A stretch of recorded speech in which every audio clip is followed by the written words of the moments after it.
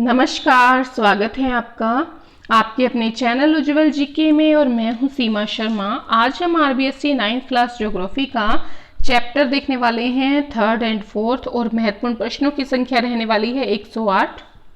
देखिए, अगर आप 6th, 7th, 8th, 9th और 10th की पॉलिटिकल साइंस पढ़ना चाहते हैं, राजस्थान जीके, हिस्ट्री पढ़ना चाहते हैं, साथ ही ज्योग्राफी पढ़ना चाहते हैं, तो आप प्लीज उज्ज्वल जीके चैनल को सब्सक्राइब कर लें। पास के बेल आइकन को प्रेस करना बिल्कुल न भूलें, क्योंकि तभी आपको नोटिफिकेशन मिलेगी जब आप बेल आइकन को प्रेस करेंगे। ठीक है। साथ ही अगर आपको वीडियो जरा से भी पसंद आती है, प्लीज अपने मित्रों में शेयर अधिक से अधिक करें, लाइक करें, कमेंट करके बताएं वीडियो कैसी लगी। और अगर आप रीड से संबंधित कोई भी वीडियो देखना चाहते हैं, चाहे वो एसएसटी की है, चाहे मेथड पढ़ना चाहते हैं, साइकोलॉजी पढ़ना चाहते हैं, तो आप प्लीज चैनल को सब्सक्राइब कर लें। चलिए पढ़ना शुरू करते हैं। आज हमारे 108 प्रश्नोत्तर रहेंगे और ये जो वीडियो है ये हमारी 9th क्लास की लास्ट वीडियो है, क्योंकि इसमें 4 ही चैप्टर थे। फर्स्ट सेकंड एक हम वीडियो बना चुके थे और ये सेकंड पार्ट में हमने थर्ड और फोर्थ वीडियो जो चैप्टर है उसको लिया था। और इसके बाद हमारी ओनली 10th क्लास रह जाएगी ज्योग्राफी क्लास की, उसकी 3 से 4 वीडियो बनेंगी ज्यादा से ज्यादा। ठीक है, तो चलिए पढ़ना शुरू करते हैं। पहला प्रश्न हमारा, भारतीय संस्कृति के अनुसार ऋतुएं मानी जाती हैं। तो देखिए, ऋतुएं 6 मानी जाती हैं भारतीय संस्कृति के अनुसार। देखिए, बसंत ऋतु है, ग्रीष्म ऋतु है, वर्षा ऋतु है, शरद ऋतु है, शीत ऋतु है और हेमंत ऋतु है। तो ये 6 जो ऋतुएं हैं ये मानी जाती है भारतीय संस्कृति के अनुसार। अगला प्रश्न है, भूमध्य सागरीय चक्रवाती वर्षा किस फसल के लिए लाभदायक है। तो देखिए, रबी की फसल के लिए लाभप्रद है कौन सी, भूमध्य सागरीय चक्रवाती वर्षा। प्रायद्वीपीय भारत, प्रायद्वीपीय भारत किसे कहते हैं, जिसके तीनों तरफ क्या हो, जल हो। तो प्रायद्वीपीय भारत में उत्तरी पूर्वी मानसून से वर्षा किस राज्य में होती है। तो जो प्रायद्वीपीय भारत है वहां से उत्तर पूर्वी मानसून की बात करें तो वहां से तमिलनाडु में बारिश होती है। काल बैसाखी तूफानी बरसात से प्रभावित होने वाला राज्य कौन सा है, बहुत महत्वपूर्ण प्रश्न है, कई बार परीक्षाओं में पूछा गया है। काल बैसाखी तूफान से पश्चिमी बंगाल में जो है बारिश ज्यादा होती है। उसके बाद आता है अगला प्रश्न, भारत की कुल वर्षा का कितना प्रतिशत भाग दक्षिणी पश्चिमी मानसून से प्राप्त होता है। तो देखिए, भारत की कुल वर्षा का जो लगभग 90% भाग है वो दक्षिणी पश्चिमी मानसून से प्राप्त होता है। कौन से मानसून से, दक्षिणी पश्चिमी मानसून से। राजस्थान में अधिकांश वर्षा किस मानसून से प्राप्त होती है। राजस्थान में अधिकांश जो वर्षा है वो दक्षिण पश्चिमी मानसून से प्राप्त होती है। मानसून शब्द अरबी भाषा के किस शब्द से बना है, मौसिम शब्द से बना है। किस शब्द से बना है, मौसिम शब्द से बना है, अरबी भाषा का शब्द है। ठीक है। अगला प्रश्न है, मालाबार तट के पास होने वाली वर्षा को किस नाम से जाना जाता है। मालाबार तट से जो बारिश होती है उसे आम्र वर्षा के नाम से जाना जाता है। फूलों वाली बौछार किस राज्य में होती है, और इस फूलों वाली, इस बौछार वाली जो वर्षा है इससे कहवा उत्पादक किस क्षेत्र में फूल खिले लगते हैं। बहुत महत्वपूर्ण प्रश्न है, कर्नाटक। ठीक है। देखिए, केरल में भी इससे बारिश होती है, लेकिन ध्यान दीजिएगा, अगर केरल में जो है ऑप्शन में केरल हो तो आपने केरल करना है। अगर कर्नाटक ऑप्शन में 4 ऑप्शन है और 4 ऑप्शन में आपके कर्नाटक नहीं दिया हुआ, केरल दिया हुआ है, उत्तर आपका होगा केरल। अगर कर्नाटक और केरल दोनों ऑप्शन में आ जाएं तो आपका सही उत्तर होगा कर्नाटक। ठीक है, तो ये ध्यान रखिएगा। मावठ की वर्षा होती है, तो मावठ की वर्षा जो होती है वो शीतकालीन वर्षा को ही मावठ की वर्षा कहते हैं। जलवायु को प्रभावित करने वाला कारक कौन सा है, तो समुद्र तल से ऊंचाई है, समुद्र से दूरी, अक्षांश स्थिति कौन सी है, पर्वतों की स्थिति कैसी है, पर्वतों की दिशा कैसी है। ठीक है, यहां पर एक रह गया, यहां पर आएगा पर्वतों की दिशा और पर्वतों की स्थिति, ये दोनों चीजें देखी जाएंगी।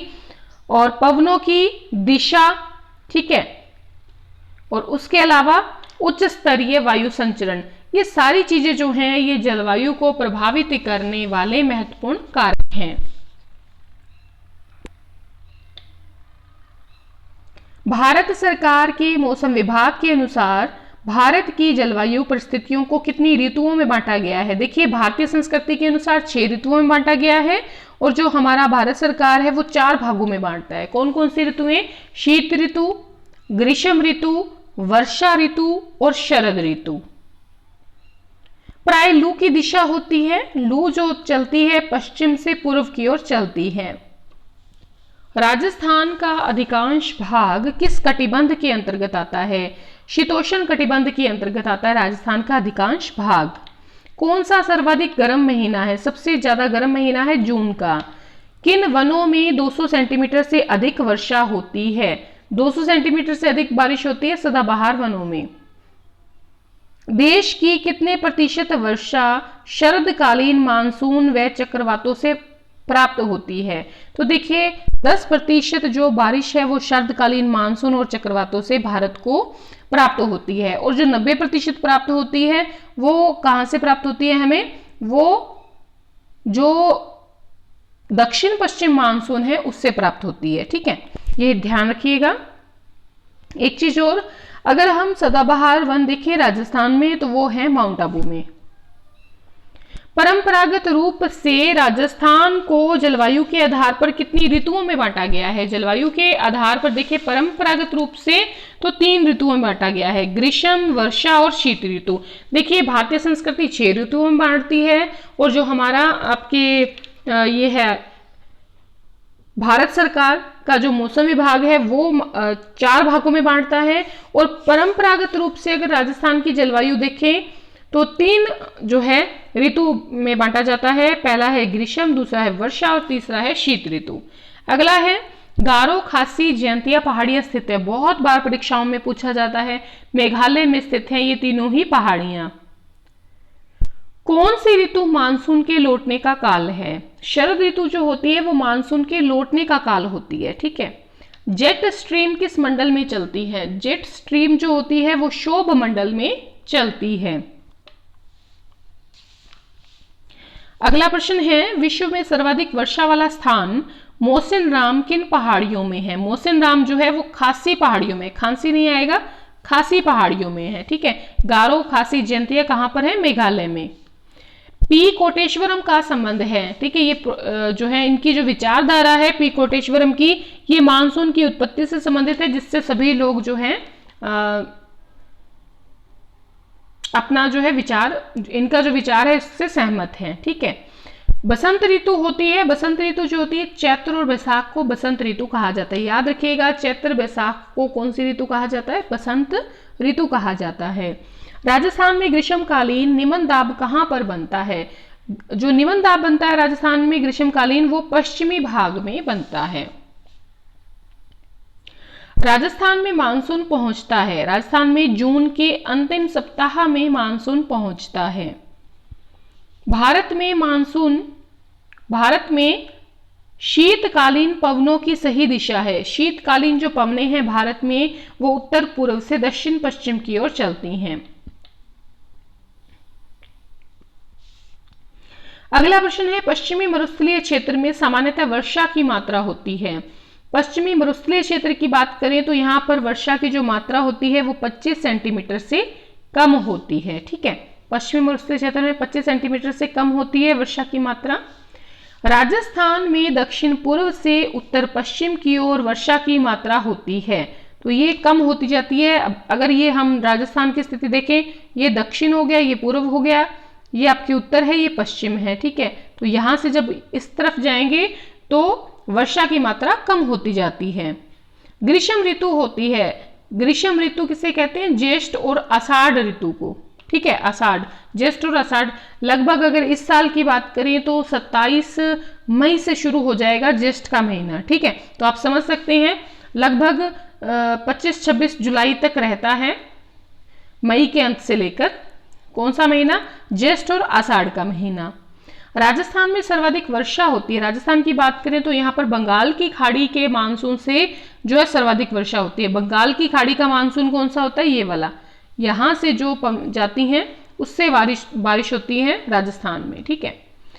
राष्ट्रीय वन नीति के अनुसार देश के भौगोलिक क्षेत्रफल के कितने प्रतिशत भाग पर वन आवश्यक हैं? तो राष्ट्रीय वन नीति के अनुसार देश के 33% भौगोलिक क्षेत्र पर वन जरूरी है। वर्षा ऋतु जो होती है वो श्रावण और भाद्रपद के महीने में होती है, श्रावण और भाद्रपद।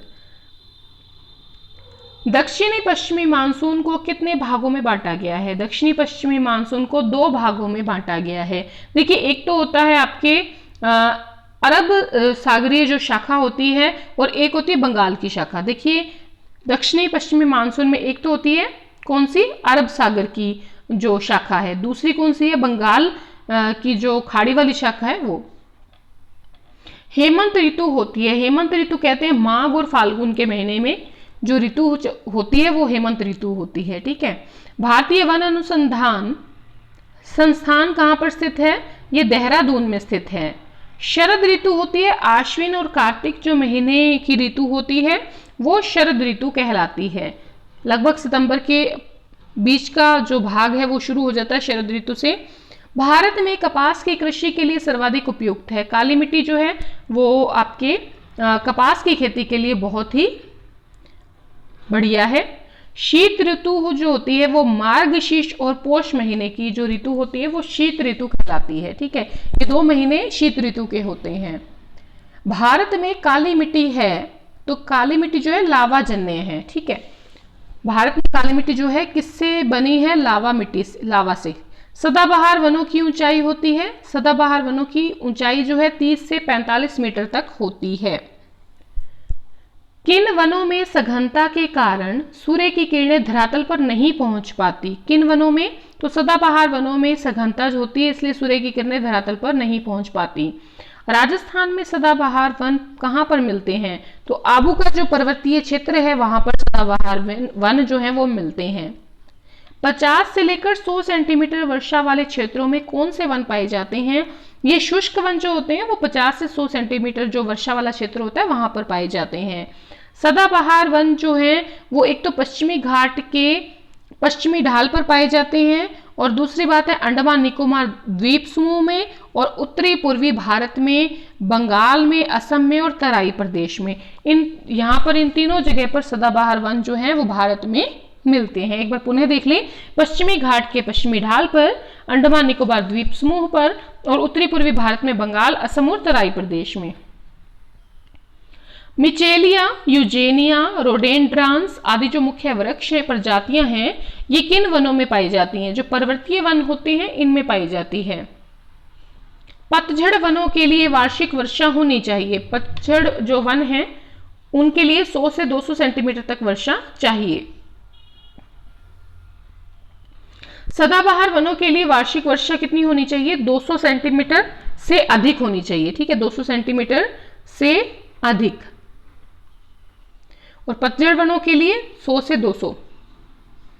मरुस्थलीय वनों के लिए 50 सेंटीमीटर से कम बारिश की जरूरत होती है और अगर शुष्क वनों की बात करें तो 50 से लेकर 100 सेंटीमीटर। एक बार पुनः देखें, जो शुष्क वन होते हैं उनके लिए 50 से 100 सेंटीमीटर बारिश चाहिए। मरुस्थलीय वनों के लिए 50 सेंटीमीटर से कम वार्षिक वर्षा चाहिए। सदाबहार वनों के लिए 200 सेंटीमीटर से अधिक बारिश चाहिए और जो पतझड़ीय वन है उनके लिए 100 से 200 सेंटीमीटर तक बारिश जो है वार्षिक वर्षा होनी चाहिए।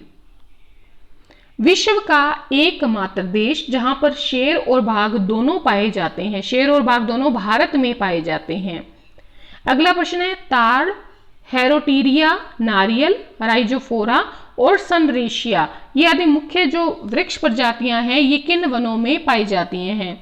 ये ज्वारीय वनों में पाई जाती हैं। कौन से वनों में? ज्वारीय वनों में।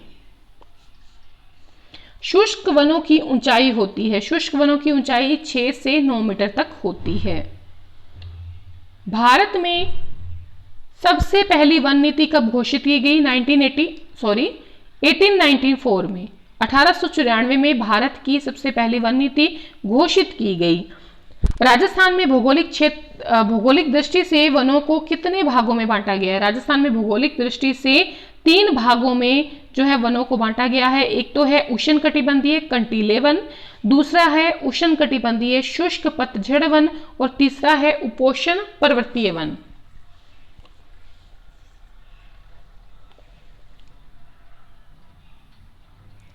उष्ण कटिबंधीय शुष्क पतझड़ वन को कितने भागों में बांटा गया है?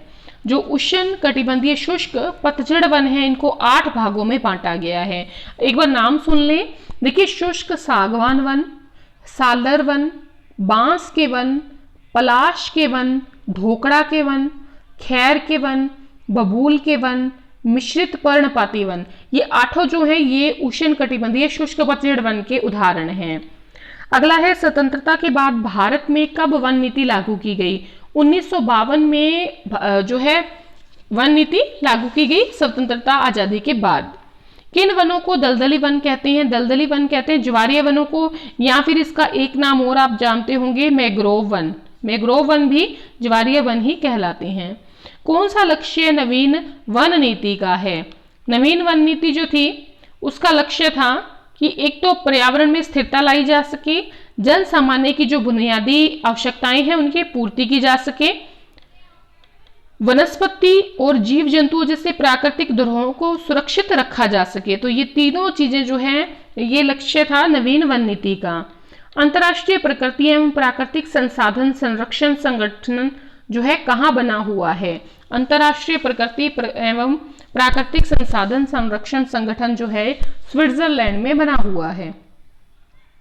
सुंदरी वृक्ष किस प्रकार के वनों में मिलता है? सुंदरी वन जो है मैंग्रोव या ज्वारीय वनों में मिलता है। ये बहुत बार पूछा जाता है, सुंदरी जो वन है, वृक्ष है, इनके बारे में। राजस्थान का राज्य पक्षी कौन सा है? गोडावन। एक सींग वाले गैंडे मुख्यतः कहाँ मिलते हैं? ये काजीरंगा जो राष्ट्रीय उद्यान है असम, वहां पर मिलते हैं। बांदीपुर राष्ट्रीय उद्यान कहां पर है? बांदीपुर राष्ट्रीय उद्यान कर्नाटक में है। जिम कार्बेट राष्ट्रीय उद्यान कहां पर स्थापित है? बहुत महत्वपूर्ण है, उत्तराखंड में है। ठीक है। अल्पाइन वनस्पति कहां मिलती है? जो समुद्री तट होते हैं वहां पर अल्पाइन वनस्पति मिलती है। जलयान एवं फर्नीचर उद्योग में किस प्रकार के वनों की लकड़ी प्रयुक्त की जाती है? फर्नीचर के उद्योग में और जलयान उद्योग में पतझड़ वनों की जो लकड़ी होती है वो यूज में ली जाती है। दाची-गाम राष्ट्रीय उद्यान स्थित है। दाची-गाम राष्ट्रीय उद्यान जो है वो जम्मू कश्मीर में स्थित है। अगला है प्रश्न, काइबुल लमजाओ राष्ट्रीय उद्यान कहां पर है? जो काइबुल लमजाओ राष्ट्रीय उद्यान है ये मणिपुर में स्थित है।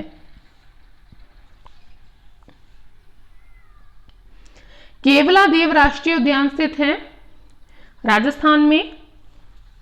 अनाईमलाई राष्ट्रीय उद्यान स्थित है तमिलनाडु में। शांत घाटी राष्ट्रीय उद्यान है केरल में। कुर्जा पक्षी का प्रमुख केंद्र स्थित है जोधपुर में। ठीक है, जोधपुर का एक क्षेत्र है खीचन, यहां पर स्थित है। ताल छापर अभयारण्य स्थित है, ताल छापर चूरू में है। विश्व विरासत सूची में शामिल कौन सा अभयारण्य साइबेरियन सारस के लिए प्रसिद्ध है? तो ये प्रसिद्ध है केवलादेव घना पक्षी राष्ट्रीय उद्यान, ये साइबेरियन सारस के लिए प्रसिद्ध है। और जो ताल छापर है वो चूरू में स्थित है। भारत में वन्य जीव विश्व का कुल कितना प्रतिशत है? भारत में वन्य जीव विश्व का 13% है। भारतीय वन अनुसंधान देहरादून में स्थित है। ठीक है। कान्हा राष्ट्रीय उद्यान कहां पर है? कान्हा राष्ट्रीय उद्यान मध्य प्रदेश में है।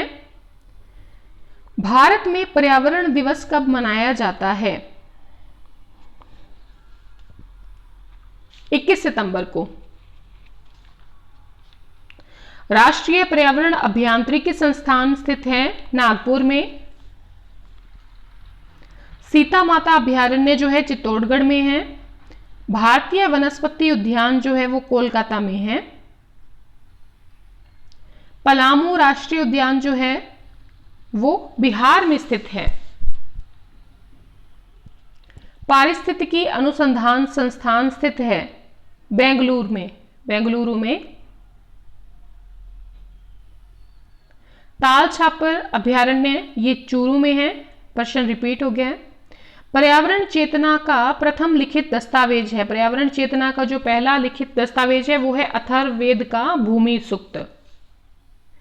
रामगढ़ विषधारी अभयारण्य कहां पर है? ये बूंदी में है। ठीक है, जैसे सांप होता है, सांप पर छोटे छोटे डॉट बने होते हैं, ठीक है, ये ध्यान रखिएगा। तो विषधारी कौन होता है? सांप होता है। तो ये कहाँ पर है? बूंदी में, ये छोटी छोटी बूंदी, ठीक है। आगे याद रखिएगा, रचना विधि के आधार पर मिट्टी के कितने प्रकार हैं? अगर हम रचना विधि के आधार की बात करें तो 2 प्रकार की है मिट्टी के प्रकार, एक तो है स्थानीय और एक है विस्थापित, ठीक है। चलिए अगला प्रश्न देखते हैं। जमवा रामगढ़ अभयारण्य जो है वो जयपुर में स्थित है। लाल पीली मिट्टी किन चट्टानों के विखंडन से निर्मित हुई है? ये ग्रेनाइट, शिस्ट और निस, इन तीनों के विखंडन से जो है लाल पीली मिट्टी का निर्माण हुआ है। नंदनकानन राष्ट्रीय उद्यान स्थित है। नंदनकानन राष्ट्रीय उद्यान उड़ीसा में स्थित है। कांप मिट्टी को भौगोलिक परिस्थितियों के अनुसार कितने भागों में बांटा गया है? कांप मिट्टी को भौगोलिक परिस्थितियों के अनुसार 3 भागों में बांटा गया है। पुरातन कांप मिट्टी, नूतन कांप मिट्टी और नूतनतम कांप मिट्टी।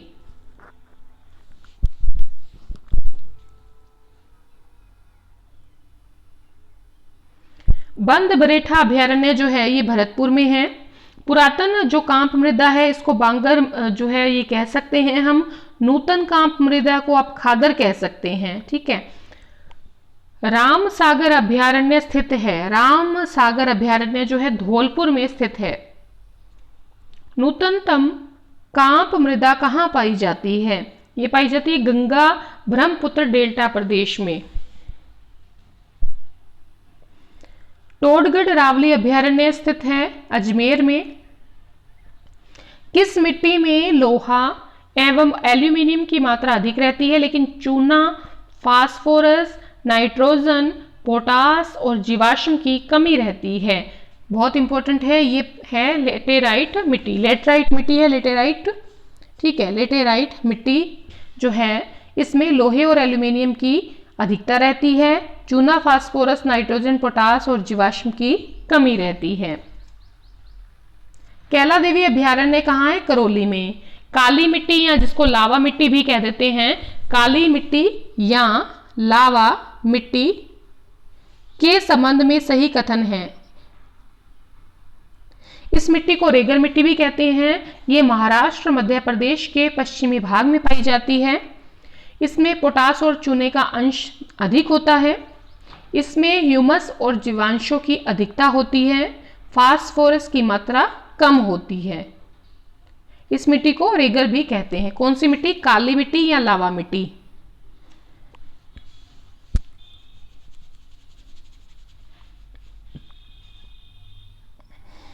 राजस्थान की मिट्टियों को रंग, गठन और उपजाऊपन के आधार पर कितने वर्गों में बांटा गया है? तो देखिए 6 भागों में बांटा गया है।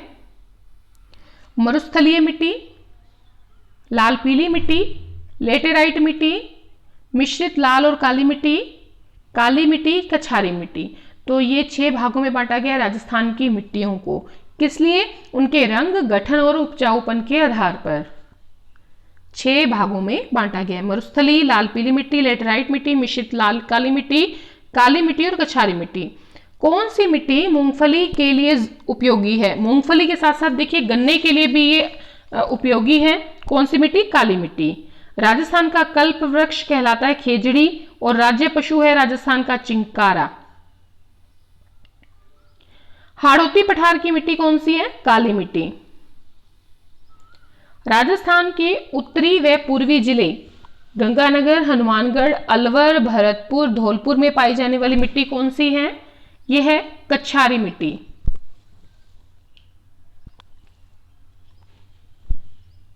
और अंतिम प्रश्न है, राजस्थान के कुल कितने राष्ट्रीय उद्यान हैं? तो राजस्थान के 3 राष्ट्रीय उद्यान हैं।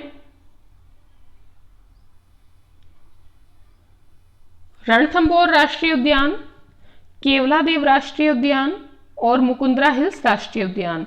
तो इस प्रकार से आज हमने 108 प्रश्नोत्तर किए हैं और इसके बाद ये 9th क्लास हमारी यहाँ पर कंप्लीट हो चुकी है। इसके बाद 10th क्लास की ज्योग्राफी हमारी रहती है। देखिए हम 6 से लेकर 10th तक की political science, history, Rajasthan GK cover कर चुके हैं और 6 से लेकर 9th तक की हम ज्योग्राफी कंप्लीट कर चुके हैं। 10th क्लास हमारी रहती है, वो भी हम शीघ्र जो है निपटा लेंगे। तो इसकी लगभग 3 से 4 वीडियो बनेंगी 10th क्लास की ज्योग्राफी की। तो प्लीज अंत तक बने रहिएगा और इस सीरीज को जो है कंप्लीट करते रहिए, अंत तक देखा कीजिए, ताकि आपकी जो रीट एसएसटी में जो आपके मार्क्स आने हैं वो बेहतर आए, बहुत बेहतर आए। ठीक है, तो आपके लिए ये इतनी मेहनत कर रहे हैं तो आपका फर्ज बनता है कि प्लीज इसको पढ़ें और कहीं पर लिख लें, बार बार इसका अभ्यास करें जब तक एग्जाम नहीं होता है। ठीक है, और अगर जरा से भी पसंद आई है वीडियो, प्लीज अपने मित्रों में अधिक से अधिक शेयर करें, कमेंट करके बताएं वीडियो कैसी लगी। और आज के लिए इतना ही, धन्यवाद।